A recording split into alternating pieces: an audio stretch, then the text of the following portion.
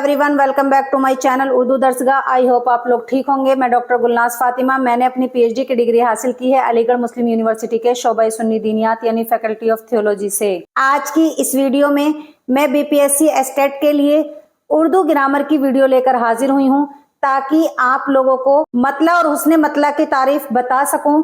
तो आइए बिना देर किए वीडियो शुरू करते हैं। मतला किसको कहते हैं? मतला के लोगों माने हैं तुलू होने की जगह।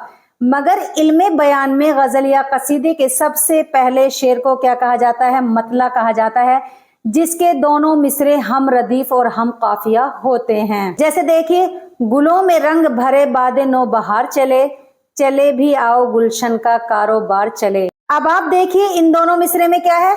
बहार और कारोबार मौजूद है। इसके अलावा दोनों मिसरे क्या हैं? हम रदीफ हैं। हम रदीफ यानी इन दोनों मिसरे में चले चले क्या है? बार बार आया है, तो चले क्या हो गया? इसमें रदीफ हो गया। और बहार कारोबार क्या हो गया? काफिया हो गया।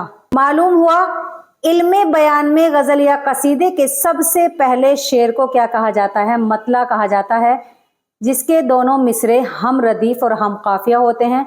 गुलों में रंग भरे बादे नो बहार चले, चले भी आओ गुलशन का कारोबार चले। अब देखते हैं हुस्ने मतला किसको कहते हैं। गजल में मतला अव्वल के फौरन बाद जो मतले का शेर आता है उसको क्या कहते हैं? हुस्ने मतला कहते हैं।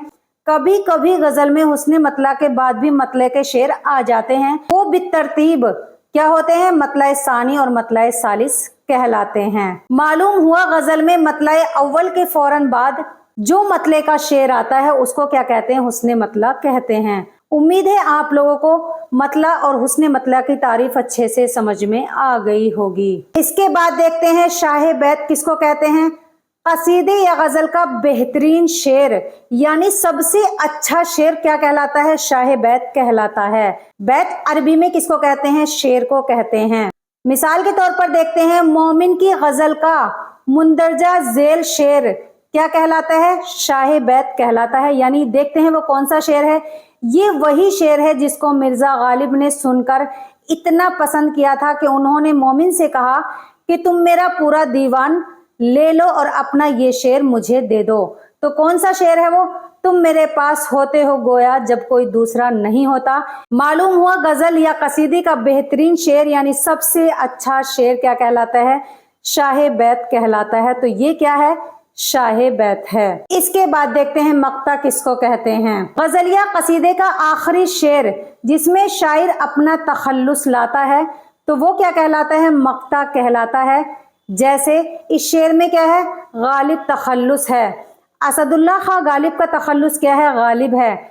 जब तवक्को ही उठ गई गालिब, क्यों किसी का गिला करे कोई। मालूम हुआ गजल या कसीदे का आखिरी शेर जिसमें शायर अपना तखल्लुस लाता है। आपने देखा होगा आखिरी शेर में छोटा सा नाम लिखा होता है शायर का, यानी उसका तखल्लुस होता है। तो इसमें गालिब क्या है? तखल्लुस है। मिर्जा असदुल्ला खां का तखल्लुस क्या है? गालिब है। मालूम हुआ गजल या कसीदे का आखिरी शेर जिसमें शायर अपना तखल्लुस लाता है तो वो क्या कहलाता है? मक्ता कहलाता है। इसमें तखल्लुस क्या है? गालिब है। मैं इस वीडियो को इस उम्मीद के साथ खत्म करूंगी कि आप तमाम लोगों को इस वीडियो में मतला, हुस्ने मतला, शाहे बैत और मक्ता की तारीफ अच्छे से समझ में आ गई होगी। अगर आप तमाम लोगों को हमारी इन तमाम वीडियो से थोड़ा सा भी फायदा हो रहा हो तो आप लोग हमारे चैनल उर्दू दर्सगाह को सब्सक्राइब करना ना भूलें। और हो सकता है मुझसे इसमें कोई गलती हो गई है तो प्लीज मेरी इस्लाह जरूर करें और अपना फीडबैक याद से जरूर दें। मुझे आप लोगों के फीडबैक का इंतजार रहता है। नेक्स्ट वीडियो में फिर हाजिर होंगी एक और वीडियो के साथ। तब तक आप लोग अपना ख्याल रखें, खुश रहें। अल्लाह हाफिज।